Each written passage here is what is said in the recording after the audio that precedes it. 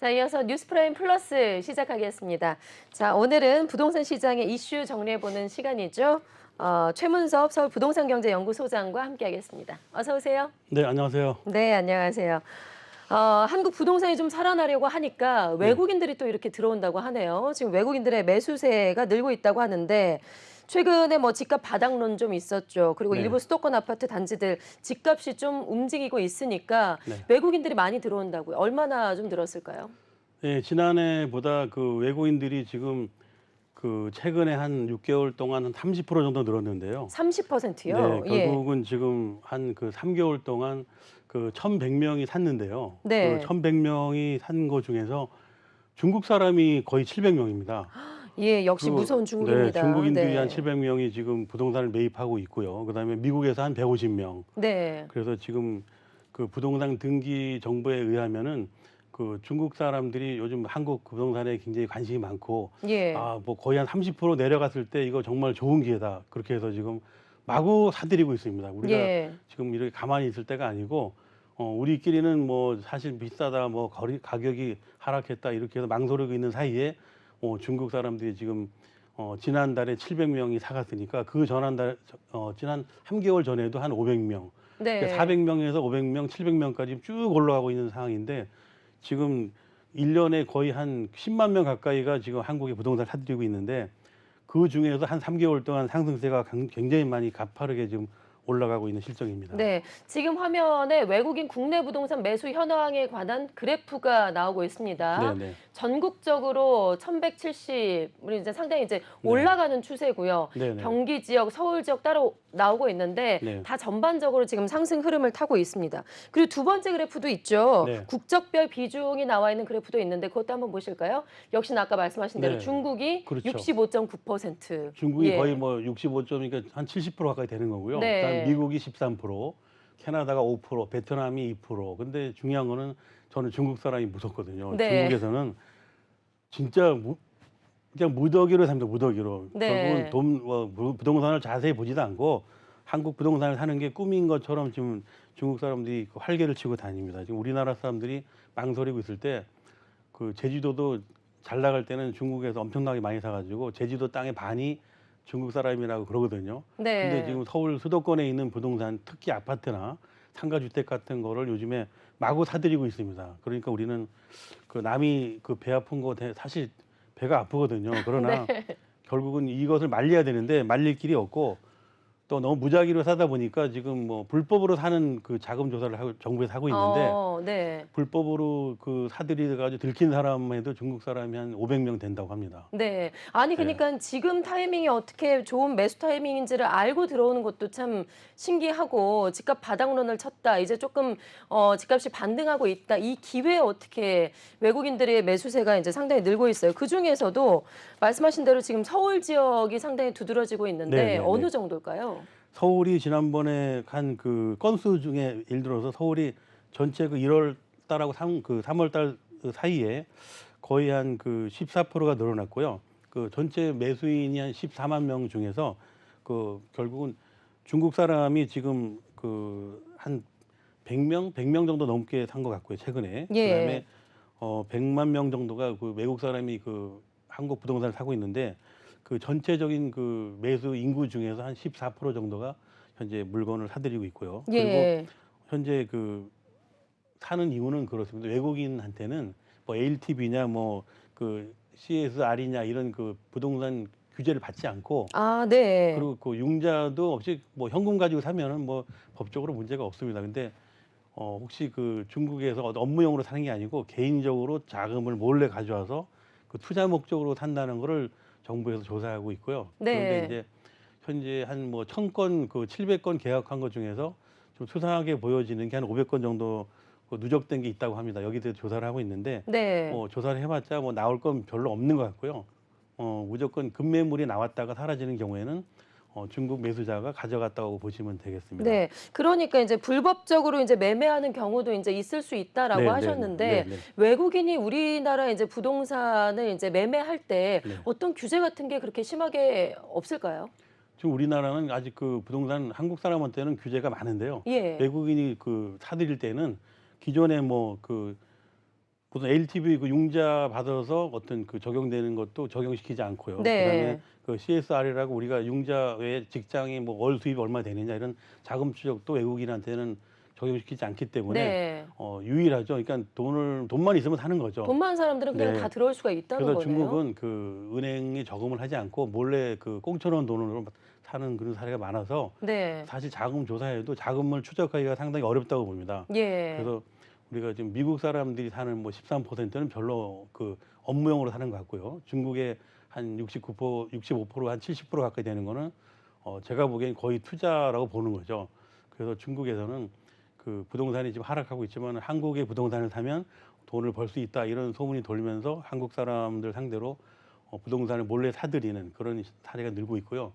그 서울의 가리봉동이나 안산 같은 데는 중국 사람이 많이 살고 있는데 네. 그분들의 꿈이 거의 그 서울 강남에 부동산을 사거나 아니면 서울 경기도 가까운 쪽에 앞으로 오를 확률이 높은 곳에 가서 물건을 사들이는 그런 사례가 늘어나고 있고 실제 이런 상황이 뭐 어제 오늘 얘기가 아니고요. 몇 년 전부터 기다렸는데 그분들 입장에서는 이번에 한 20-30% 가격을 싸게 살 수 있는 기회니까 네.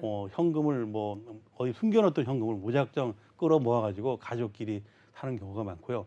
그리고 중국 분들은 은행에 저금 안 하고 거의 그 돈을 집에다 숨겨놨다가 그 형제들 뭐 천안 매부지가 이게 단합이 잘 돼가지고 네.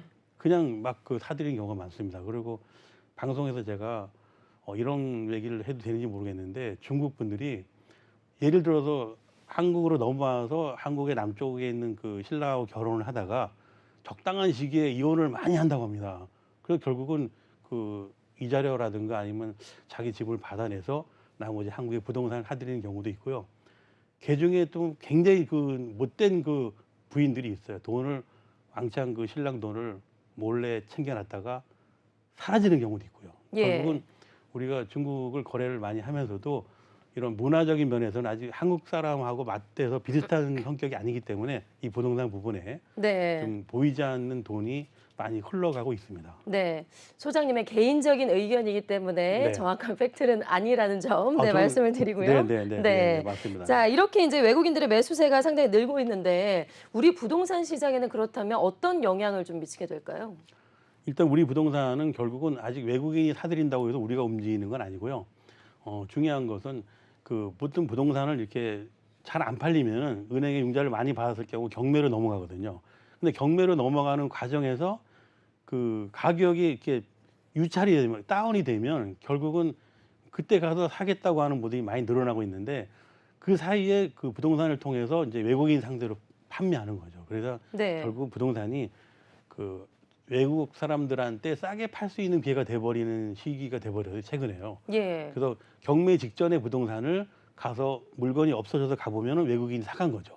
그래서 그 중에서 중국 사람들이 많이 샀다는 얘기인데 결국은 우리나라의 현재 경매 시장에 나왔다가 물건이 사라지는 경우는 외국인이 매수했다고 보시면 되고요. 그리고 그게 실질적으로 현금으로 바로 매수를 하다 보니까 그 경매 사이트에서도 물건이 떴다가 사라지는 경우가 많이 있습니다. 그러니까 경매 시장이 지금 그 인기는 많은데 경매 날짜가 다 와서는 결국 물건이 사라지는 일이 생기는데 네. 사라지는 물건을 잡아가는 쪽이 외국인들이죠. 그래서 예. 우리나라 부동산은 아직 그 생기가 살아있는 겁니다. 그래서 자세히 보시면은 그 쓸만한 물건은 경매를 하기 전에 그 매수자가 있다는 걸 반드시 아시고요.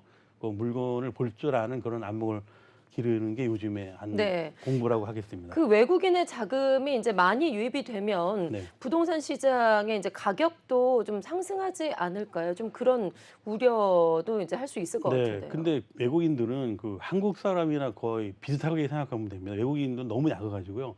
우리가 싸게 판다는 걸 다 알고 있어요.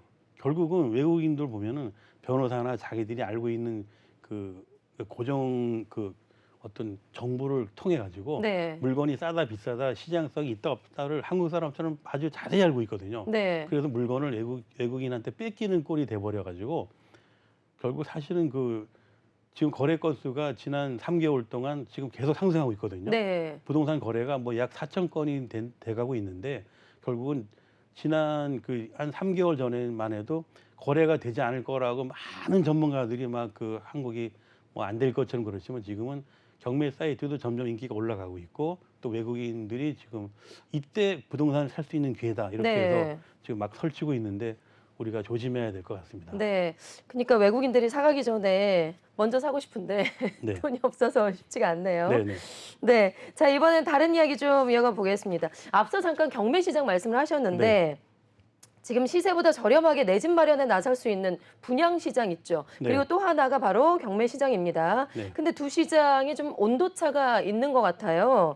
분양권 거래는 이제 활발하게 이어지고 있는데 네. 지금 경매 시장 같은 경우는 한동안 뜨거웠는데 다시 또 뜸해진 모습이에요. 이유가 있을까요?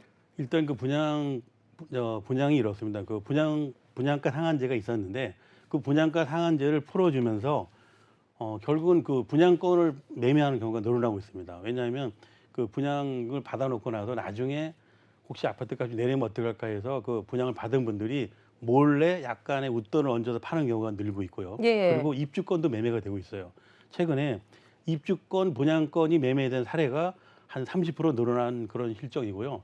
그리고 우리가 입주권이나 분양권을 전에는 그 허용하지 않았는데 전매 제한을 많이 줄여줬습니다. 네. 10년 정도 전매 제한을 꽉 묶어놨던 것도 한 3년으로 줄어들고 그렇죠. 있고요. 예. 그리고 또 결국 한 3년 정도 이렇게 묶어놓은 전매 제한도 1년으로 좀 당겨지고 있고요. 그리고 중요한 거는 그 여기도 마찬가지지만 분양권, 입주권이 결국은 그 아파트 가격이 더 이상 오르지 않을 거라는 건 믿음 때문에 지금 산 사람이 팔고 있는데 사실 파는 분 입장에서는 투기로도 많이 살았기 때문에 팔 수도 있는 거죠. 근데 현재 시장에서는 지금 분양권 거래가 많이 되고 있고 결국은 그 경매 물건하고는 좀 다르게 경매는 그 실제 낙찰률이 많이 떨어졌습니다. 네. 예를 들어서 뭐 지난 1월 달에 뭐 4월 한 1월 달 경우에는 40%였대면 2월 달에는 36%고요. 또 3월 달에도 거의 30%대로 내려오고요. 결국은 경매 시장에는 한 달에 10%씩 쭉쭉쭉 내려오고 있어요. 왜냐하면 이게 그 전체적으로 그 120건이 이제 분양을 경매를 내놨다면 그 중에서 한 47건 정도가 낙찰이 있으니까 네. 한 30%가 잘 돼야 30%인 거죠. 과거에 비해서 그 요즘 최근에 경매 시장에는 외국인 사들여서 그런 건지 경매가 전체적으로 10%씩 쭉쭉쭉 내려오고 있습니다. 네. 그러니까 처음에 40%, 그다음 1월 달에, 2월 달에 30%, 3월 달에는 지금 뭐 33%인데 결국은 월 단위로 계산해 보니까 10%씩 내려왔더라고요. 네. 네. 경매 시장에 이제 이렇게 분위기가 한산해진 이유가 따로 있을까요?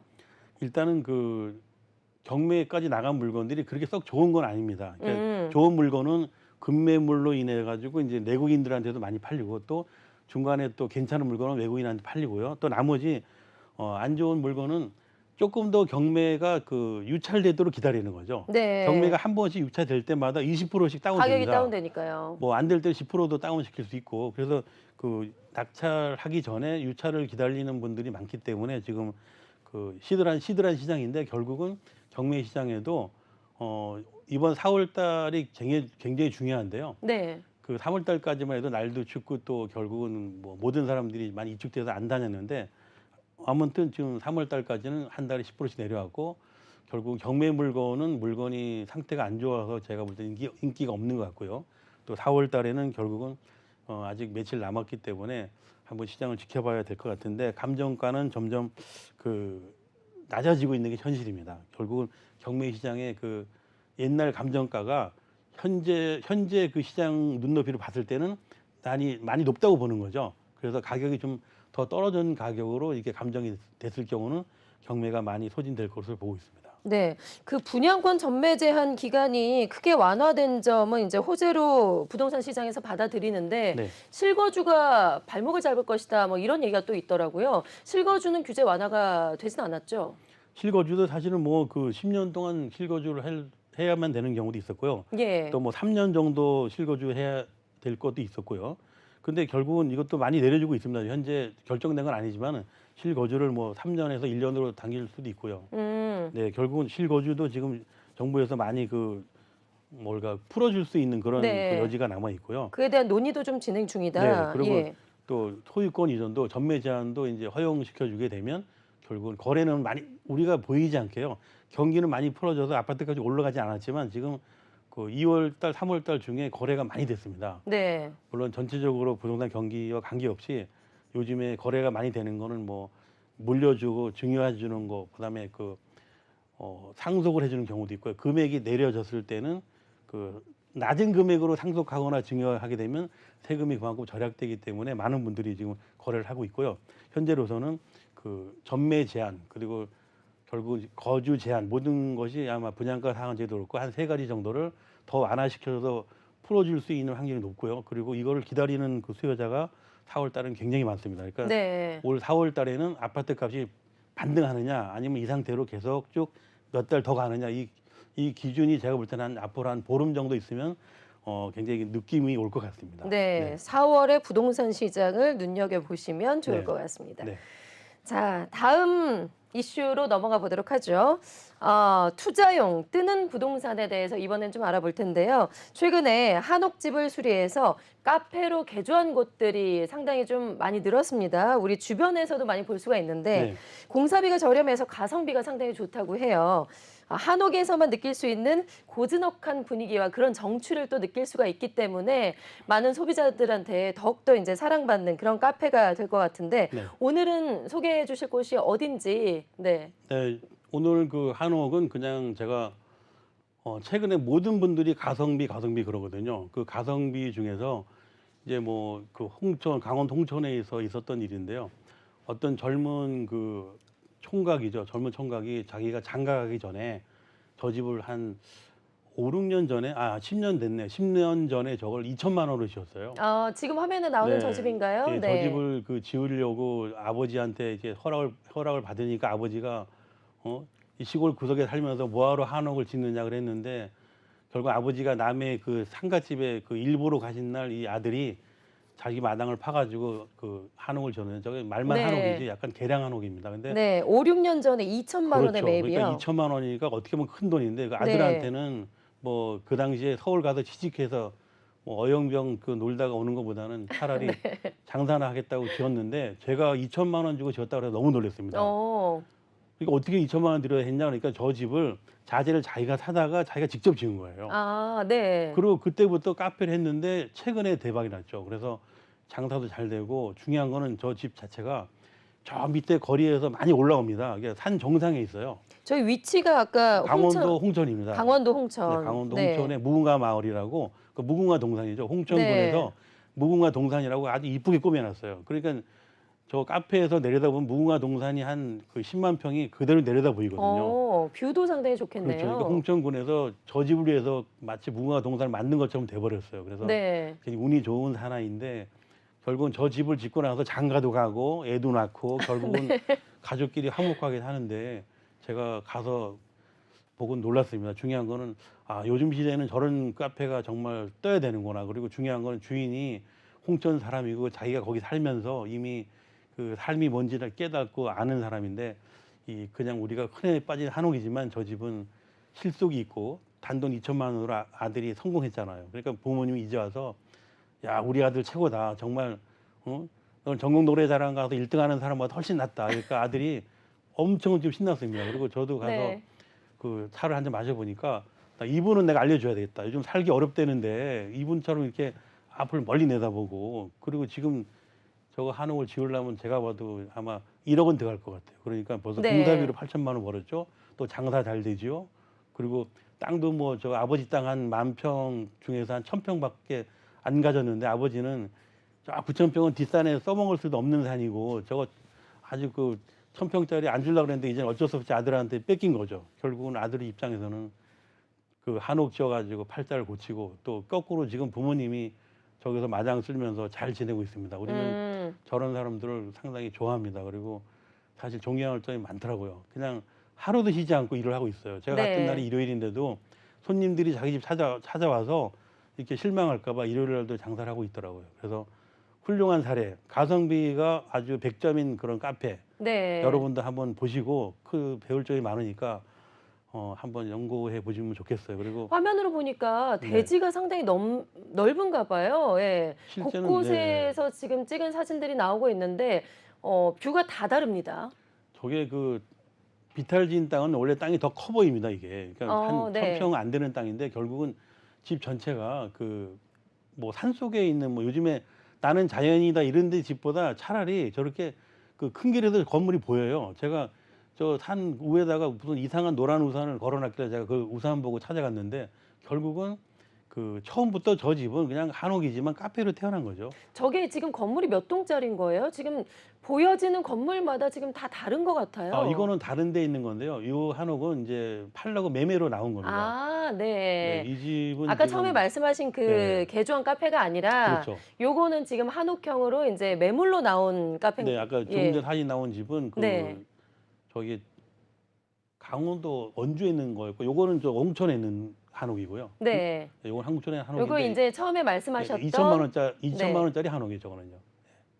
그리고 아까 나중에 사진 잠깐 보여줬던 것은 강원도 원주에 있는 건데 잠시 후에 그건 제가 설명해 드리고요. 하여튼 이 카페는 지금 다른 카페랑 비교가 안 될 만큼 그 굉장히 자리가 좋고 또 그다음에 네. 그 집 아들이 결국은 요즘 같은 카페가 이렇게 유행할 거를 미리 뭐 몰랐겠죠. 근데 모든 분야의 사람들이 그렇습니다. 자기가 생각하는 그 생각이 현실적으로 와 닿으면 그게 예술가입니다. 예술이 뭔지 모르는 분이 되게 많거든요. 네. 그러니까 5, 어떤 6년 전에 예, 공사비 2천만 원만 들여서 그렇죠. 이제 만든 카페고요. 네, 예. 2천만 원 들여서 매입한 게 아니라 네, 이제 기존에 있던 건물을 2천만 원 공사비를 들여서 이제 새롭게 개조를 한 거죠. 자기가 지은 거죠. 처음부터 지은 네. 거예요. 개조한 것도 아니고 자기가 직접 지은 거예요. 아, 그래요? 예, 예. 훌륭한 사람이죠. 기존에 있던 한옥 건물이 네, 아니라. 예, 예. 자기 나무를 싸게 사다가 직접 직영해서 지은 거예요. 그게 네. 굉장히 훌륭한 사람이죠. 예, 알겠습니다. 네, 자, 한옥을 이제 개조한 카페를 좀 만나봤고요. 두 번째 코너로요. 네. 이번에는 어쩌다 보니 내 인생을 망쳐버린 부동산 투자처에 아니, 좀 대해서. 전에 하나 아까 한옥 있었거든요. 아, 네. 그 저기 그것도 소개를 네네, 해드릴까요? 그거 한번 네. 해줘요. 왜냐면 그게 한옥이 또 특이한 한옥인데요. 이 네. 통나무로 돼 있는 거예요. 그러니까 한옥이 그 여러 가지 단계가 있는데 그 통나무가 우리가 뭐 요만한 작은 게 있고 큰 게 있거든요. 네. 큰 한옥을 통나무로 만들어 갖고 집을 지은 경우가 있는데 그런 걸 혹시 만나게 되면 제가 볼 때는 무조건 그 구입해서 카페로 만들면 좋겠다는 거죠. 네. 그래서 사진 우리나라에서는 보여주실까요? 네, 네. 우리나라에서는 그 한옥이 여러 가지가 있는데 아까 제가 그 통나무 큰 집 나왔었는데 그 집이 사진이 그 굉장히 그 처음 보는 사진이었어요. 요건가요? 요 이 집인가요? 집은 아니었어요. 아까 지나갔어요. 그러니까 매물로 나와 있다는 그 네, 집 네, 말씀이신 네, 네, 거죠? 네, 네. 예. 근데 그 집이 아주 그 자리도 좋고 전체적으로 봤을 때는 그 일반 뭐 목수가 한옥을 짓는 거지만 일반적으로 그 만나기 힘든 한옥이었어요. 네. 네. 강원도 네, 원주에 요 있고. 집이죠. 예. 네. 현재 지금 매물로 나와 있고. 예, 저 집은 뭐 한옥이 지금 그 나무가 자세히 보지 말지만 저게 뭐 큰 대들보만한 걸로 집을 전체를 만들었거든요. 네. 뭐 저 정도 뭐 예를 들어서 산돼지나 호랑이가 덮쳐도 끄떡 없고 네. 뭐 지진이 나도 저거 끄떡 없는 집이에요. 근데 네. 저런 집이 매물로 나왔는데 저게 한옥집 두 채가 합쳐서 한 5억 정도 가는 건데 제가 볼 때는 그 요즘에는 그 아무리 인테리어를 잘해놔도 손님이 안 오면 꽝이거든요. 그래서 한옥 중에서 아주 오래된 저런 그 절 같은 거를 개조해 가지고 뭐 무슨 그 식당을 한다거나 뭐 카페를 한다거나 이런 네. 것이 요즘 유행인데 경치도 공짜고 뭐 한옥을 사면 결국은 그 집 주변에 있는 그 모든 인프라가 저 집에 딸려 있는 거기 때문에 네. 도심에다 아마 차리는 것보다는 좋을 것 같습니다. 네. 강원도 원주에 위치한 한옥 이제 네, 매물로 나온 네, 네, 네. 그런 한옥 집입니다. 좀 관심이 있으신 분들은 관심을 가져 보셔도 네, 좋을 것 경치는 같습니다. 뭐 제가 볼 때는 엄청 좋습니다. 예. 네. 자, 앞서 말씀드린 대로 내 인생을 망쳐버린 부동산 투자처. 네. 오늘은 또 어떤 건물인지 좀 알아볼게요. 네, 최근엔 그 깡통 그 전세 깡통 뭐 빌라 그래가지고 문제가 많이 됐던 곳인데요. 저분이 빌라를 짓다가 망한 사례인데 최근에 빌라 업자들은 상당히 괴롭습니다. 왜냐면 빌라가 이미지가 안 좋아지고 결국은 뭐 팔리지도 않고 결국은 임대도 잘 안 나가고 그래서 중단된 상태인데 저게 사실은 그 시골 구석에다 저렇게 3층짜리 빌라를 짓다가 예. 결국은 망했는데 저게 결국은 최근에 뉴스도 한몫했고요. 그다음에 그동안 누적됐던 빌라 시장의 어떤 문제점들이 저렇게 겉으로 표현이 된 거죠. 네. 굉장히 그 오래된 그 일 같지만 얼마 전 일입니다. 결국은 네.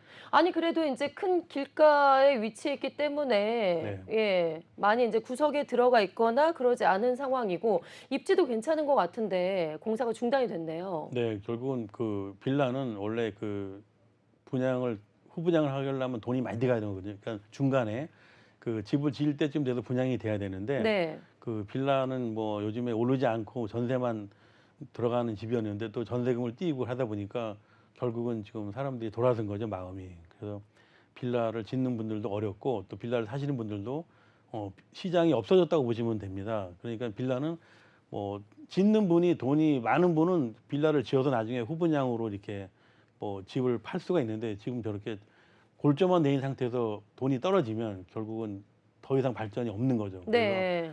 최근에 우리가 빌라 저기 뭐 이렇게 집이 3층이면서 이렇게 상가도 아니고 이상하게 보이는 집들은 거의 빌라인데 빌라 시장이 아무래도 공사를 하다가 중단되는 사례가 굉장히 많을 것 같습니다. 그러니까 우리나라에서 지금 연립주택, 우리가 말하는 연립주택, 그다음에 다세대 주택 이거는 그거를 통틀어 빌라라고 하거든요. 이 두 시장은 당분간은 지금 영업하기가 어렵고 네. 또 시공자나 또 파시는 분들 그러니까 시장이 없어지는 게 상당히 슬픈 일인데 결국은 뭐 현행법으로는 해결이 될 수가 없다고 합니다. 그러니까 빌라 시장은 사라지고 있다 이렇게 보시면 되겠어요. 지금 골조는 다 올라와 있는 상태인 거죠. 그렇죠. 예. 뭐저 정도면 돈이 뭐 반 이상 들어갔는데도 그래도 저분은 더 이상 공사를 안 하고 방치하는 게 살 길인 거죠. 네. 그리고 빌라가 아니라 뭐 네. 상업용으로 좀 바꿀 수도 있을까요?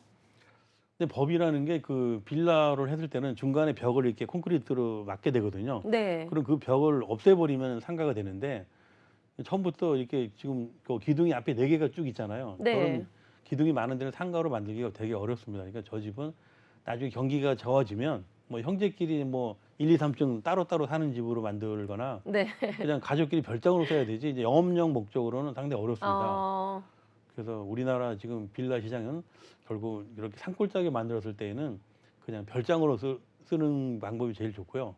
또 영업집 했을 때는 주차장도 부족하고 또 그리고 그 기둥이 많아가지고 그 상권으로 만들기도 더 어렵고. 예. 그래서 입지 분석을 처음부터 좀 철저하게 했었어야 네, 되는데 결국은 그런 부분도 좀 아쉽군요. 뭐 누군가가 땅을 사서 뭐 헐고 다지셔야 될지도 몰라요. 저 빌라를 만들다 중단했을 때에는 대책이 없다. 그리고 예. 대안이 없는 게 슬픈 일이죠.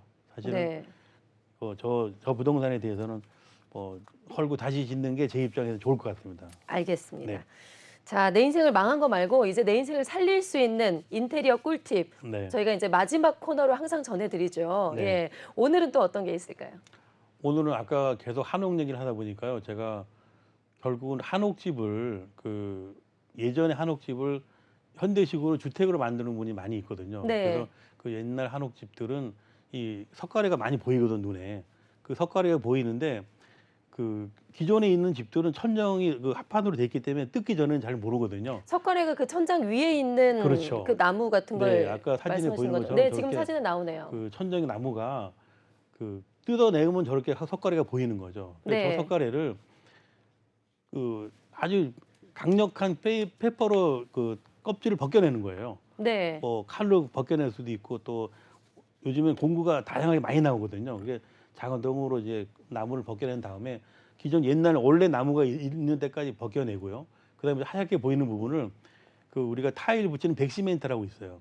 그냥 지난번에 말씀드린 핸디코트는 좀 약하니까 떨어질 가능성이 있고 아, 네. 우리가 그 시멘트가 시커먼 검은 그 회색이 있고요. 그다음에 이게 하얗게 생긴 시멘트가 백시멘트라고 그러거든요. 예. 그 백시멘트를 좀 아주 되게 강한 좀 이렇게 두껍게 좀 딱딱하게 좀 반죽을 한 다음에 석가래 사이로 바르는 거죠. 아, 그래서 저게 단순히 이제 페인트 칠한 게 아니라 네. 예. 그래서 그 시멘트를 틈 사이를 바른 거군요. 예, 메꿔주는 거죠. 그래서 저게 한옥집을 뜯었을 때 안에 내부가 저렇게 생겼고요. 그다음에 한옥도 저 정도 집은 아직 썩 좋은 건 아니에요. 그래서 저런 집은 그냥 아예 오픈해서 천장을 높여가지고 쓰는 방법이 좋고요.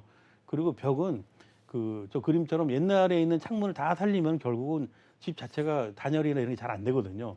그래서 아예 벽은 그 집인 경우에는 판넬로 덧붙여도 됩니다. 그러니까 천장만 살리고 벽은 그 양옥으로 사실 벽은 약간 양복 같은 느낌이고 천정은 한복인 거죠. 그러니까 네. 그 오래된 한옥을 그냥 그대로 원형 보존을 하려고 그러면 돈이 많이 들어가잖아요. 그러니까 이 천정만 한옥으로 남겨놓고 벽은 그냥 그 양식으로 벽돌을 쌓거나 타일을 붙여서 그냥 내 편한 대로 아파트처럼 쓰는 분들이 늘고 있습니다. 그러니까 그 시골에 가시면 오래된 한옥집을 어떤 분은 끝까지 한옥 원형을 살리겠다 그래서 전부 다 그거를 하다 보니까 한옥을 짓는 만큼 돈이 들어가는데 네. 한옥집을 3분의 1 값으로 내 집처럼 아파트처럼 쓰는 방법은 지금 사진에 있는 것처럼 그 천정만 살리고 벽은 그냥 판넬로 마감을 하시고 그 위에 타일을 붙이는 게 좋거든요.